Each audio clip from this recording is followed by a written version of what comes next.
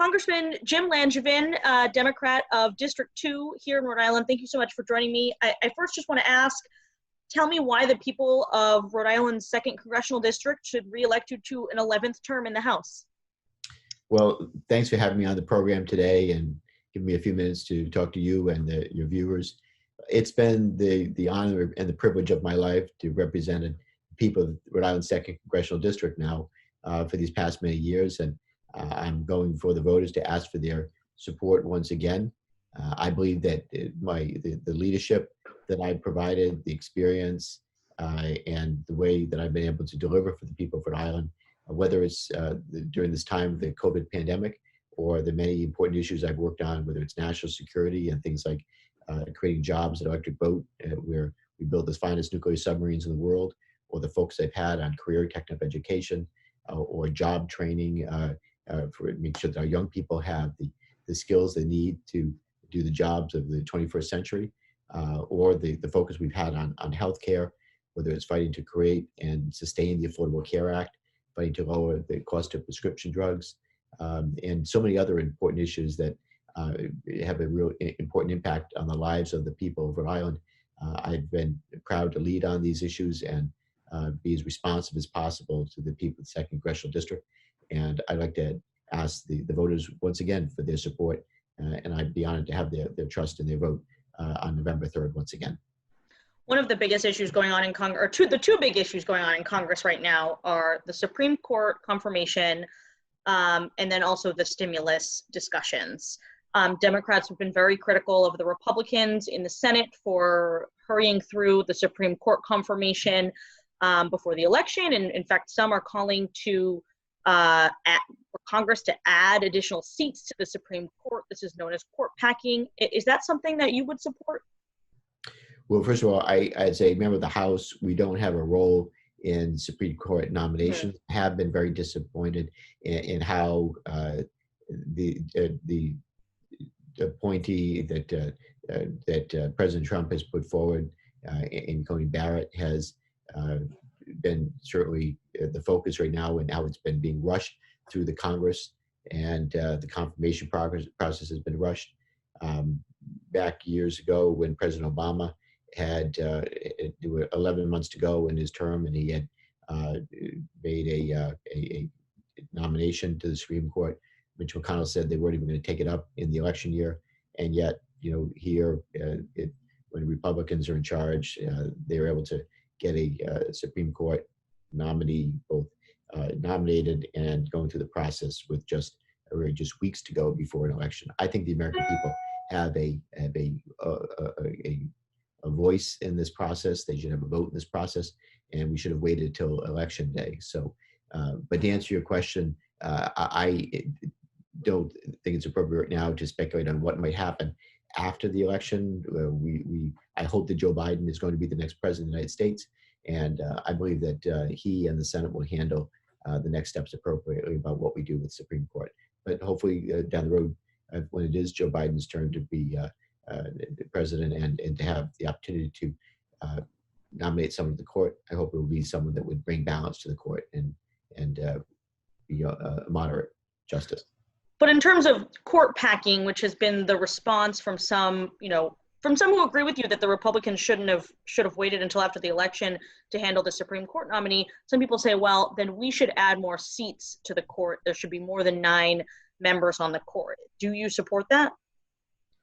Again, I don't have a role in it, but I would say that it's never been done before in history, and I would say that whatever happens, we should proceed with caution. I will say that I understand people's frustrations, that they feel that a nominee is being rushed through the process right now, and it should not happen. And so people are looking for ways to bring balance back to the court. That's really where that comes from. Moving on to the stimulus, obviously the House passed the HEROES Act. You voted in favor of it earlier this month. There's now, negotiations going on. Do you think that Speaker Pelosi should accept this $1.8 trillion offer from the president's administration, or should she keep holding out for the $2.2 trillion stimulus package that the House supports? It's so important that that negotiations continue. right now the people of Rhode Island are hurting because of COVID through no fault of their own, but because of this coronavirus crisis that people put under economic pressure, as well as the health challenges that we're facing right now. We are facing a real war on two fronts. We're facing the healthcare crisis and the war because of COVID, and also we need to win the economic war because of COVID.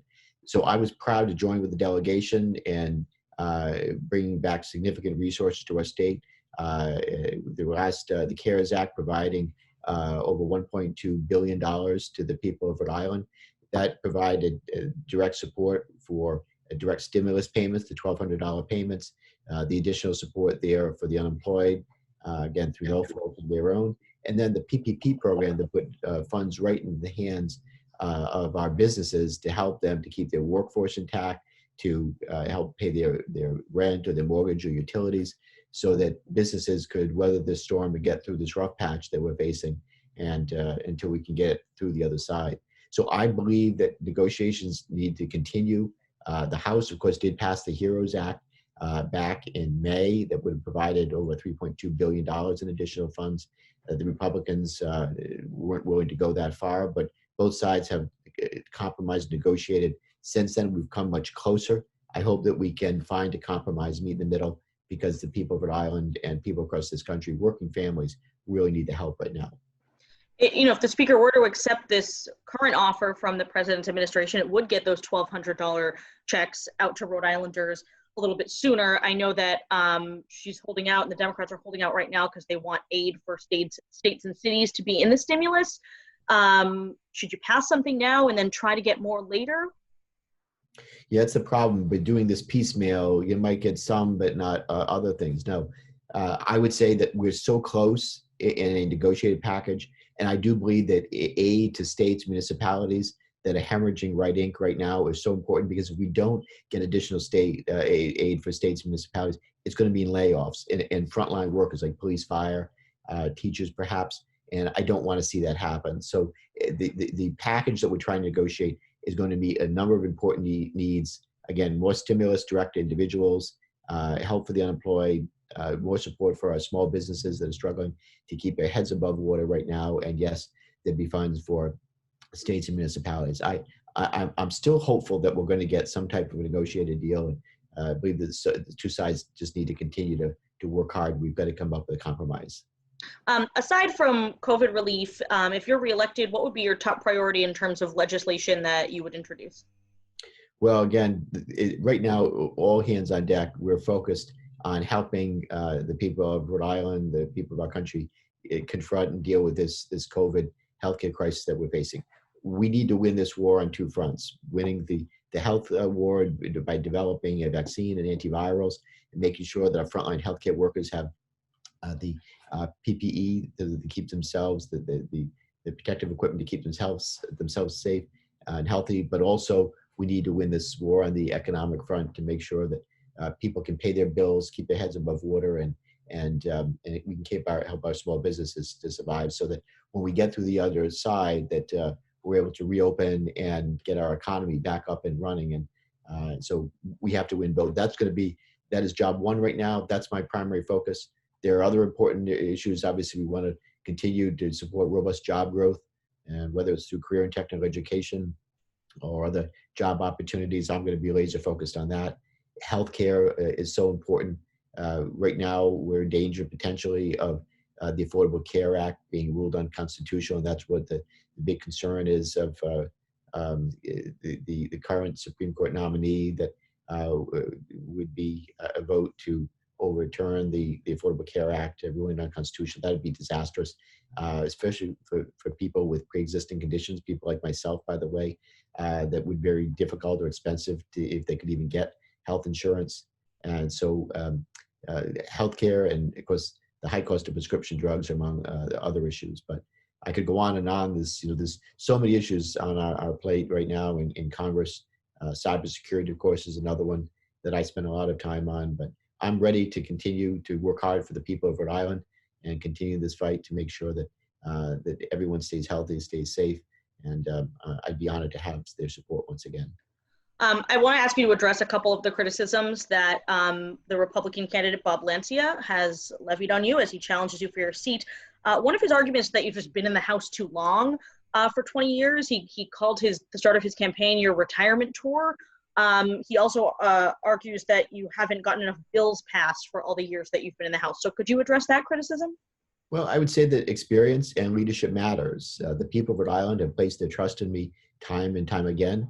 They know that I've been accessible and responsive, that I've been working hard and fighting hard for them in Washington, and I have their best interests at heart. And so I want to continue to work hard on their behalf. And I ask the voters once again to place their trust and their confidence in me, and I won't let them down. He also said in the Providence Journal that he believes this race is about socialism versus capitalism. And I asked him to explain himself a little bit more when I interviewed him earlier today. And he said, well, he's not saying that Jim Langevin is a socialist, but he's saying you vote with the Democrats on whatever they're doing, and the party is leaning more and more towards the Bernie Sanders wing, Medicare for all, and towards what he calls socialism. Do you agree with him on that or disagree? I disagree with him in that, look, there's a real difference between Democrats and Republicans in Washington anyway. And as a Democrat, certainly I believe in a free market economy, but I also believe that we need to level the playing field for working families. And too many of the policies of my Republican colleagues in Washington have benefited big corporations and wealthy individuals. You just look at how our tax code is structured, and it favors wealthy individuals and big corporations. In some cases, they don't pay much of anything in taxes, and there's no reason why a billionaire should be paying a much smaller percentage of their income than a teacher or a firefighter or a janitor. We need to have balance there. And so I believe in a free market economy, but I also believe in a safety net, especially for people at the lower end of the income scale that might need help with their health care or housing. I want everybody to be able to get ahead and realize the American dream. And as a Democrat, I believe, and I come from a working class family, grew up in a working class neighborhood.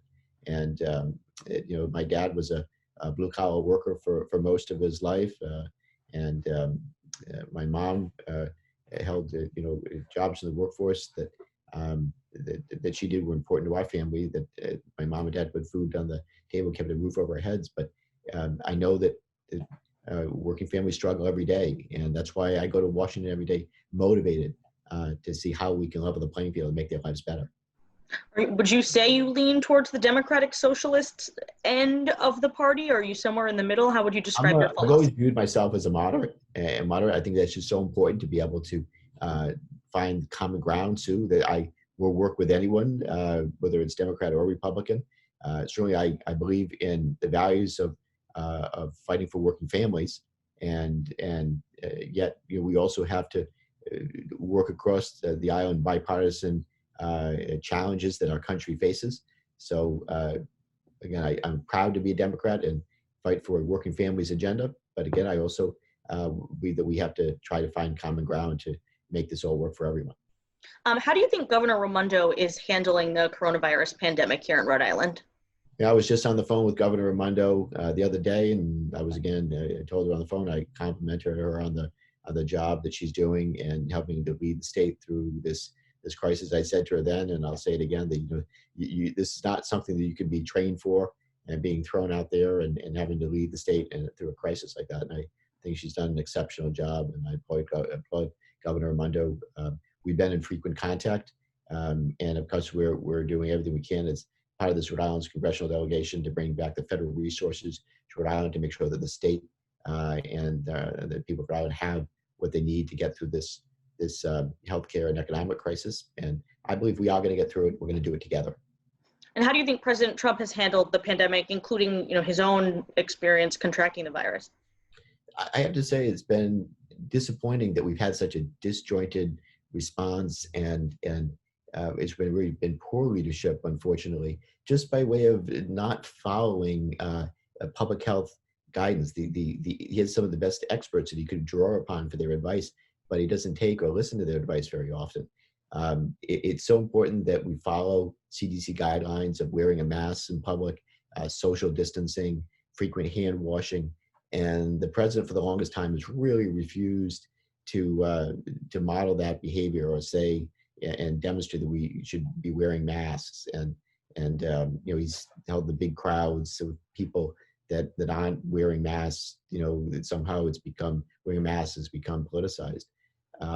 Response also, I think it's a missed opportunity and a big disappointment when the president did not invoke the Defense Production Act, where we could have, for example, marshal the resources of the federal government to acquire the PPE, the protective equipment for our frontline healthcare workers, and then distribute that equipment where it's needed the most.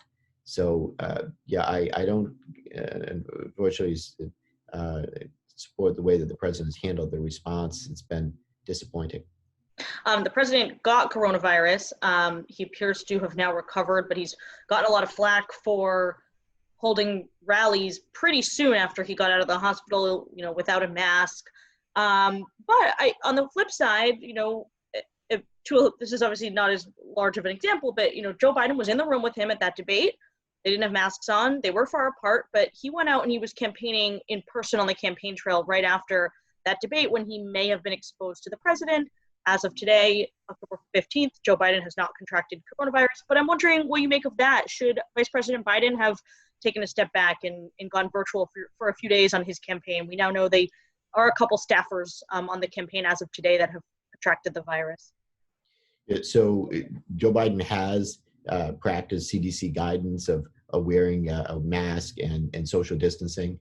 Hadn't been close to people, and so he's doing the right thing by how he's handling it. And it really, in many ways, is about modeling the behavior, right? And again, wearing the mask and social distancing, follow that CDC guidance is just so important.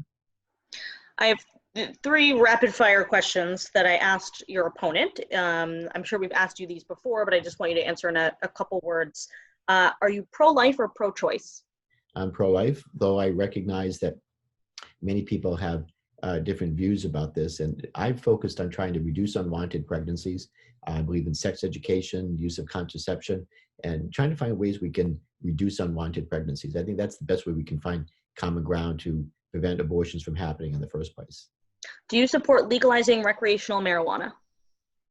So I have, in the past, have not supported that. I have supported over time the medical use of marijuana, but I think it's important now for states to make that decision for themselves, and also to study the effects of marijuana. That's been very difficult because it's a scheduled drug that it's been hard to get and use federal resources to study marijuana to understand the effects of it, either negative or positive, especially on the healthcare side. So I would be in favor of allowing states to make that decision for themselves. And of course, I do support medical use of marijuana, although I didn't, years ago. Over time, I've heard enough anecdotal evidence to add up to say it's something we should look at. Final question. I know your answer to this one, which is, do you support repealing and replacing the Affordable Care Act? I know you're going to say no to that, so I will rephrase for you and say, is there anything you would do to improve the Affordable Care Act?